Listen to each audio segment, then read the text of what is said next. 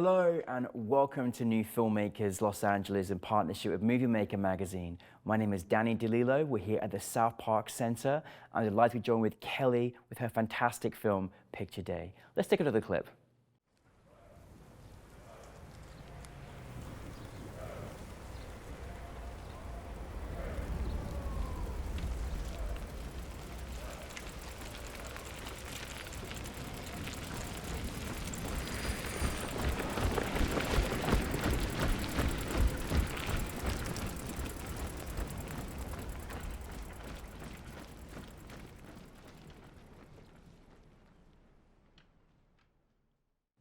Kelly, thank you so much for being here. Welcome to the New Filmmakers LA family, and thank you so much for bringing Picture Day to us. For those that haven't seen it, tell us a brief synopsis. Well, thank you so much for inviting me to join. This has been a very cool experience. So Picture Day is, on the surface, a story of a young girl coming of age, growing up on military bases, who is trying to fit in at yet another new school, just sort of trying to figure what she'll sacrifice in order to fit in.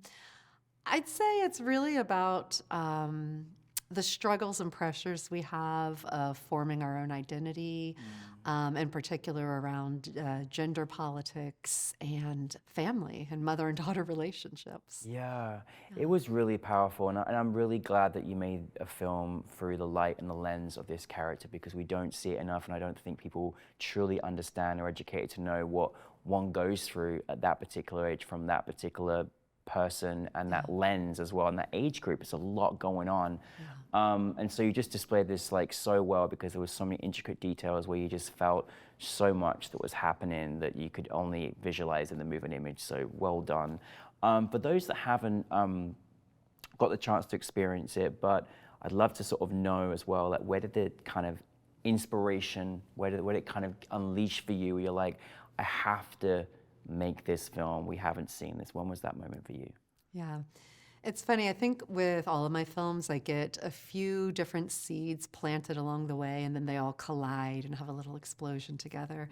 And the seeds for this were, on one hand, I grew up on military bases, and I've been interested in finding ways to tell stories about the domestic side of military life, you know, the wives and children growing up. It's because it's a subculture that's very distinct, and I never saw represented anywhere, and still don't. So I knew I had an interest in that. And I also had an interest in watching what happens around that age when so many girls in particular are losing their sense of confidence. It turns out this is something that's been studied, and psychologists call it the confidence gap. And it's between the ages of 11 and 13 when humans being raised as male are, their confidence will go up by 80%. And people being raised as female, their confidence will go down by 80%. And while I was thinking about that and remembering that age and that experience, I couldn't help but think, you know, I don't think it's a coincidence that that's also the age when we're really beginning to internalize and process what it means to suddenly be female or be male. So I feel like they're probably pretty intrinsically tied together. So I also had that seed going around in my head. And then the scenario came to me, this idea of the battle between the haircut and the getting her ears pierced. And I just thought, this is so fitting. What a fitting way to explore this story, where the parents' problems and struggles and the family struggles were getting played out on her body. Her body became the battleground. And I thought, this feels like a really perfect kind of analogy for what it means to try to come into womanhood. And I mean, you know, again, thank you for sharing something that was, you know, personal from your experience, you know, being, you know, on the, you know, being a child of someone in the military as well, because it is something we don't see very often. It's a whole different experience for someone growing up, you know, through those, you know, adolescence age groups particularly. But I really just loved how there were, you just very subtly gave us these moments that were so sensitive, I think, for no matter what you're going through, if you're watching this at that age group or you're a parent or you're learning, you really just gave such a wonderful insight without, you know, kind of like being on one side or the other. I thought it was really, really special the way you put it together. How was it terms of like directing, I thought obviously you had really fantastic actors. How was it like? What was it like bringing your cast together? And how do you like to work with your actors as a director? That's a great question. I definitely come from the perspective that you have nothing in a film if you don't have good performers, and casting is just so important. So I knew that first and foremost I was going to cast my lead because she just had to carry the whole film, or a lot of it. So I looked for a long time. I had some wonderful casting directors I was working with. We looked at a lot of really, really terrific actors who just weren't quite the right person. And luckily, I had a friend, another director, a friend I'd gone to school with, my friend Merlin, who we were talking about how the process was going. And he suddenly remembered having been at a dinner party 2 years before with some terrific people who had this daughter who was very articulate and just had this presence that he just thought, I think you would really like her. I'm not even sure if she acts, but let me give you her name. And I looked her up, and sure enough, she had an agent. She had been started acting. And I met her through a Zoom and didn't even have her read. It was so clear this was the right person for the role. It's a great feeling, isn't it? It is. Yeah. It is. And she did not disappoint. It was so wonderful. Una Yafi's her name, very talented young woman and incredible to work with. Yeah. And once I had her cast, I had an idea of then what the shape of the family should be. And fortunately, I was in the directing workshop for women at AFI at the time. And one of the members of my cohort is an actor as well as a director, an incredible actor, Michelle Kruzik. And luckily, I was able, as soon as the vision appeared, this is who the mother needs to be. She was willing to act in it for me and play the mother. So and once I had those two roles cast, it just everything fell into place, and so I was left with just a beautiful family to. Oh, to you really perform. did, and they all, it really felt this beautiful family. And in terms of like how you work these moments together as a director, like how do you like to work with your actors? It's interesting. I don't like to spend a lot of time in particular before set going over the lines necessarily, especially when I know I've got a very capable group I'm dealing with. Yeah. But I do like to spend some time discussing the dynamics and our understanding of who the characters are and what the situations are and what's really happening with each of them internally. So a lot of conversations and getting to know my actors and getting to hear their views and their experiences.